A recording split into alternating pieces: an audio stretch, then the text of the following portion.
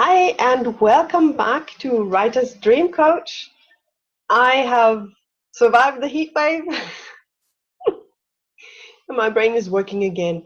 And so we're having another installment of EFT for Authors. I'm Frauke Möbius, German author and coach, and also a writer. And I give away my secret about my pen name on the blog down below. Today, I'm going to talk about that thing that happens to authors all the time. It happens to me a lot. It used to be terrible. Now I know my way out. It's basically the situation when you open your file. You may read through what you've written the day before or maybe last year, and you're getting back into the story, but you don't know how to go on. You may want to start a new chapter, take over into a new scene, and somehow you just can't find the right way of connecting these parts. And what usually happens is that you get angry, you get frustrated, you get kind of grumpy. Maybe you have limited writing time and you feel that you're wasting it because you can't get the words out. You're feeling stuck, you're feeling unhappy, and you're feeling very non-creative. Well, you may be creating new cuss words, but that's not the point.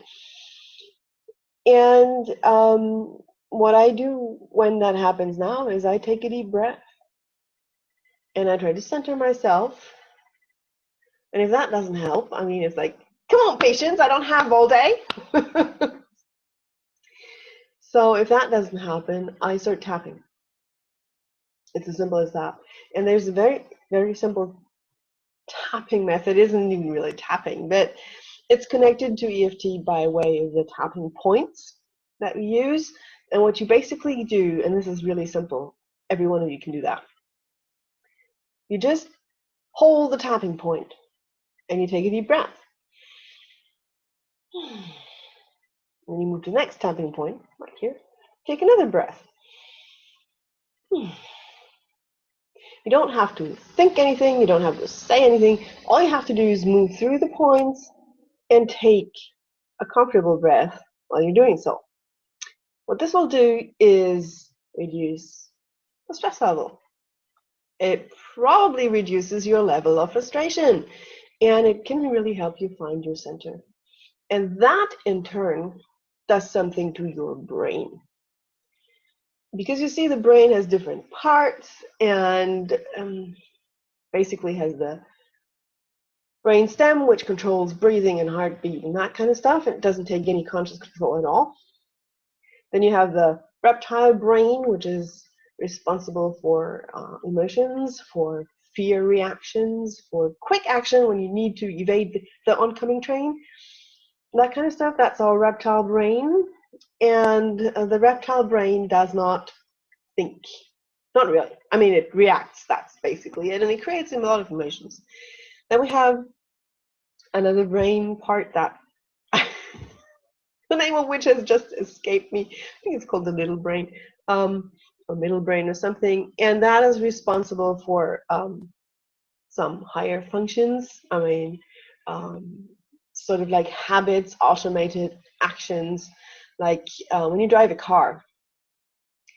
You know what to do when you want to turn. You know what to do, put on the turn signal, check left and right, check the whatever, and then you turn. And you move the wheel so the car turns, and you kind of make it go faster by kicking on the pedal and that kind of stuff. You have to learn this actively, but the actions themselves are kind of stored in this middle brain. I hope I can get that right. I should have looked it up. Anyway, it's not really important because we don't use that part of the brain for writing either. The writing stuff, the creative stuff, happens in the neocortex, in the new part of the brain that basically only highly developed mammals and some highly developed birds have. It's the newest part of the brain, really. It's the biggest part of the brain.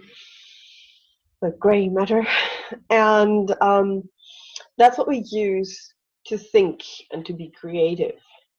That part of the brain, however, tends to go offline if we are stressed, if we are afraid, if there's a lot of frustration going on, a lot of anger going on. That's when the lower, lesser, older parts of the brain take over, and it shuts down our creative ability. Now, in that situation, when you want to write, but you feel stuck, and it's like you're walking along a nice little path, and suddenly there's a big, huge fence in your way. It just kind of totally blocks your path. It's this huge fence. And you kind of shake the fence because you can't get through it. And it's not a fence you want to climb either, so you're stuck. And that is exactly what happens when our creative brain goes offline, because we are going into so much anger and stress and kind of shutting ourselves down with that very natural reaction. So what the tapping does, and the grounding and centering, is it reduces the stress. Kind of, you can even imagine it flow out of your body while you do the breathing exercise. And that's a very simple way of bringing your writing brain, which is basically the upper part of the brain, and a lot of it is located right behind our forehead, bringing that part of the brain back online, making it function again, because you remove the anger and the threat and the frustration and the stress. So this is a very, very simple exercise, a very simple thing to do. And yes, it's rooted in science. And to complete the picture of the fence, it's basically like you finally managed to calm down in front of that fence, and you stop shaking it, and you stop screaming, and you stop yelling nasty words. And then you realize that there's actually a gate, and all you have to do is open the mechanism. I couldn't think of that in German. Now I can't think of the name in English. Anyway, imagine there's this little thing you have to lift up, and you can swing open the gate, and because you're a responsible person, you walk through and you close the gate after you.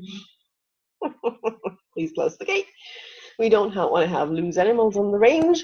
So you are only able to detect that gate when you are able to look at it without anger and frustration.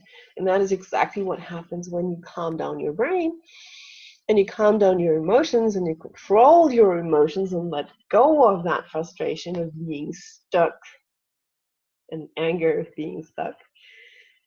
And once you manage to do that, the gate appears and you can pass through and actually start writing again. And here's another secret. It's the same problem with the first sentence. You don't have to write this right now. You can skip it. You can write a little marker into your manuscript that says add intro later. And then you can start writing the new scene or the new chapter and just leave that thing blank until you're ready to edit.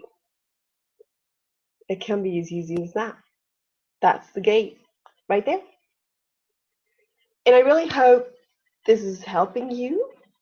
I really hope you're writing happily today. And if you don't, drop me an email. If you find yourself blocked and these, easy level videos don't help you, drop me an email. Email is below the video. I can help you. I say that very confidently because I've been doing EFT for over 10 years. I've helped so many people release blocks and negative emotions and limiting beliefs of all kinds of things, all over life. So I can do it for writing as well. I'm doing it for myself. It's working, and I'm happy to help you. and I'll talk to you again next week. Until then, happy writing, and I'll see you. Bye bye.